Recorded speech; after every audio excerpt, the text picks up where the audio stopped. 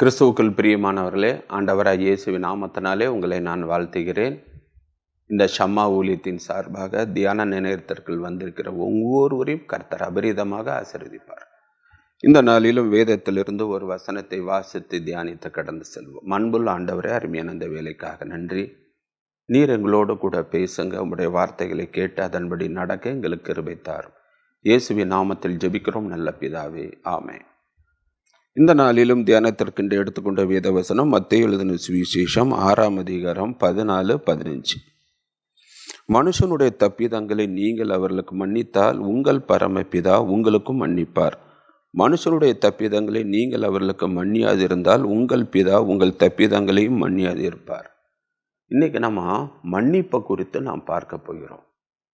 இதை நாம் பெரிய வெள்ளிக்கிழமை 7 வார்த்தைகளில் முதலாவது வார்த்தையை நாம் எல்லாரும் ஆலயத்திலே ஏதோ ஒரு ஊழியக்காரர்கள் மூலமாக இதை நாம் கேட்டிருக்கலாம், தியானித்திருக்கலாம். மன்னிப்பு கிறிஸ்தவத்தின் முதுகெலும்பு ஆணிவேர் எதுனா மன்னிப்பு தான். இங்க ஆண்டவர் என்ன சொல்றாரு, சிலுவையில் இருக்கும்போது லூக்கா 23:34 பிதாவே இவர்களை மன்னியும், தாங்கள் செய்கிறது இன்னதென்று அறியாது இருக்கிறார்கள். மன்னியும் என்று தான் சொல்றாரு. அறியாது இருக்கிறார்கள். அறியாமையா செஞ்சாங்க. இயேசுவை எப்படி கொலை செய்யணும், அதுக்கு என்ன குற்றச்சாட்டு, பல குற்றச்சாட்டுக்களை எல்லாம் சொல்லியும் ஒன்றும் ஒவ்வவில்லை என்று வேதத்திலே வாசிக்கிறோம். பிலாத்துக்கு தெரியும் இவங்க பொறாமையினால் நிறைந்து குற்றம் சுமத்துகிறார்கள், எப்படியாவது இயேசுவை அடித்தாவது விடுதலை ஆக்க வேண்டும் என்று அவரும் நினைக்கிறார். ஆனால் இவர்கள் சிலுவையில் அறையும் என்று சொன்னாங்க. சிலுவையில் அரைஞ்ச பிறகு இயேசு அறியாமல் செய்கிறார்கள். அறியாமையை செஞ்சாங்க, எல்லாம் அறிஞ்சுதான் செஞ்சாங்க. அப்பனா அறியாமையினால் செய்தார்கள் என்று ஏன் சொன்னாரு? 3 காரியம். ஒன்று ஒரு தேவகுமாரனை சிலுவையிலே அறைகிறோம் என்று அவர்கள் அறியவில்லை. எல்லாம் மரியாளின் குமாரன் அல்லவா, யோசேப்பின் குமாரன் அல்லவா, இவனுடைய சகோதரர்கள் சகோதரிகள்லாம் நம்மகிட்ட தானே இருக்கிறாங்க, ஆனால் இவன் தன்னை தேவனுடைய குமாரன் என்று சொல்கிறானே என்று யாரும் இவர் தேவனுடைய குமாரன் என்று நம்பவில்லை. ஆனால் பிசாசு அறிந்திருந்தான். அவர் கெதசரேரை நாட்டு கடற்கரையில் கால் வச்சோடனே லேகி பிசாசு பிடிச்சவன் ஓடி வர, உன்னதமான தேவனுடைய குமாரனே. அவனுக்கு தெரியுது, இவர்களுக்கு தெரியவில்லை.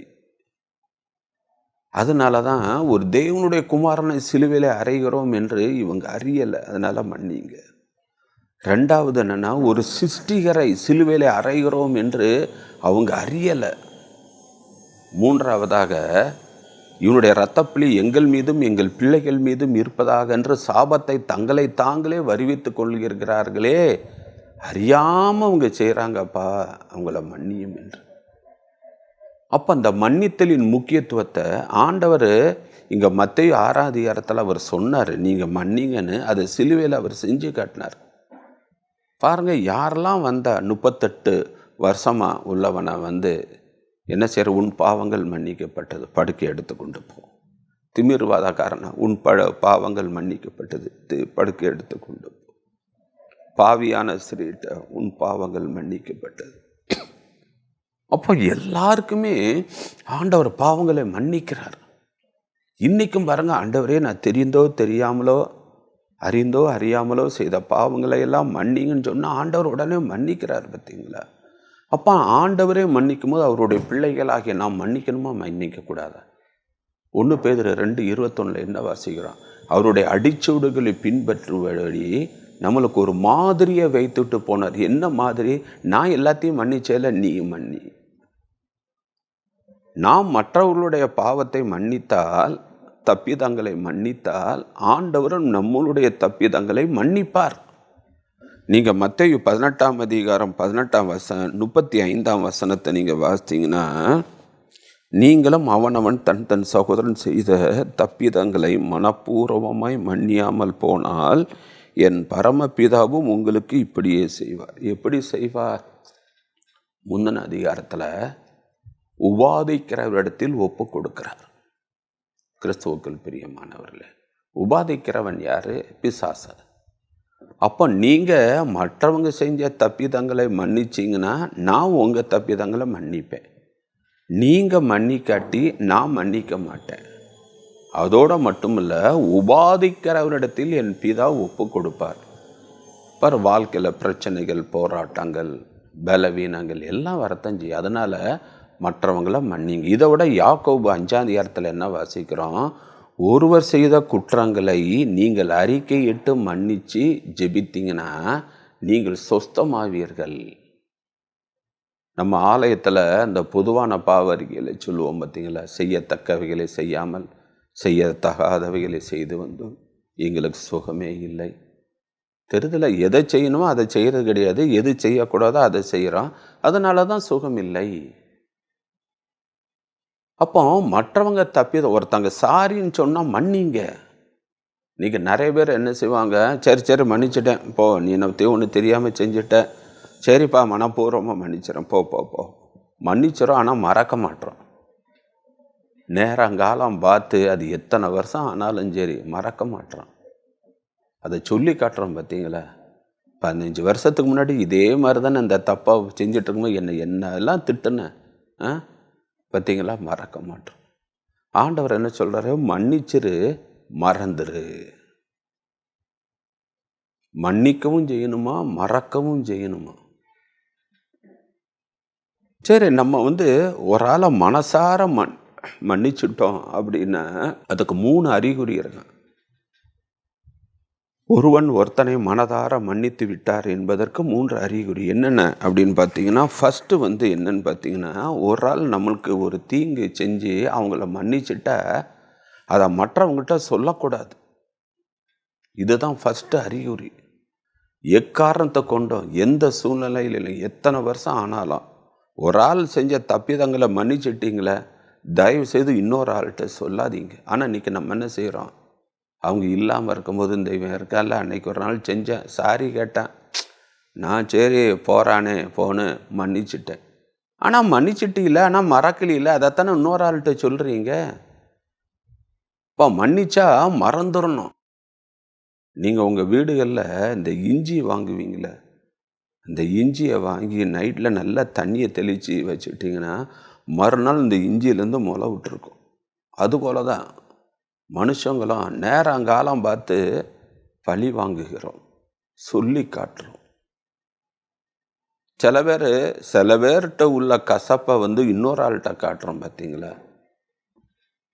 கிறிஸ்துவுக்குள் பிரியமானவர்களே, இந்த பூசணிக்காய் கொடி இருக்குது பார்த்தீங்களா? நீங்கள் இங்கனக்குள்ளே பூசணி விதையை விதைச்சிங்கன்னா அந்த செடியை இந்த கொடி அங்கே போய் இந்த எங்கிட்டோ போய் காய்க்கும். அதுபோல தான் யார் மேலே உள்ள கசப்பை மற்றவங்கள்ட்ட கொண்டு போய் காட்டுறது. கிறிஸ்துவுக்குள் பிரியமான மன்னிச்சிட்டிங்கன்னா மறந்துடுங்க, அதை மற்றவங்கள்ட்ட சொல்லாதீங்க. யோசைப்படுத்துக்கோங்களேன். சகோதரர்கள் தப்பியதம் பண்ணாங்க, அவங்க எல்லாம் தானியத்துக்கு வந்த உடனே அவன் என்ன செஞ்சான்? மனதார மன்னிச்சான். சொல்லிக்கண்ணா, நான் என்ன குளியலுக்கு போட்டிங்களே, நான் எவ்வளோ கெஞ்சினேன், எவ்வளோ கதறினேன், அண்ணேன்னு அவன்கிட்ட விற்று போடாதீங்க, எய்த்துக்கு கொண்டு போகிறாங்க, எனக்கு கொஞ்சம் கூட உங்களுக்கு இறக்கமே இல்லை அப்படின்னு என்னமோ சொல்லி காட்டானா? இல்லை. சரி, அவன் ஜெயிலில் இருக்கும்போது இந்த பானபாத்திரக்காரனும் சுயம்பு வாயுகளின் தலைவனும் நீ எப்படி ஜெயிலுக்குன்னு வரும்போது என் கூட பிறந்தவங்களாம் இப்படி செஞ்சாங்க, அதனால தான் இங்கே வந்தேன்னு அதை சொன்னானா? இல்லையே. இல்லை, அந்த போத்திபரா மனைவி தான் என் இச்சை கூப்பிட்டா நான் மாட்டேன்னு, அதனால என்னை மாட்டி விட்டா, என்னை ஜெயிலுக்கு வந்துட்டேன், எல்லாத்துக்கும் அவள் தான் காரணம்னு அந்நியர் அதை என்னமோ சொன்னானா? இல்லை, என்னை களவாய் கொண்டு வந்தார்கள், முடிஞ்சது.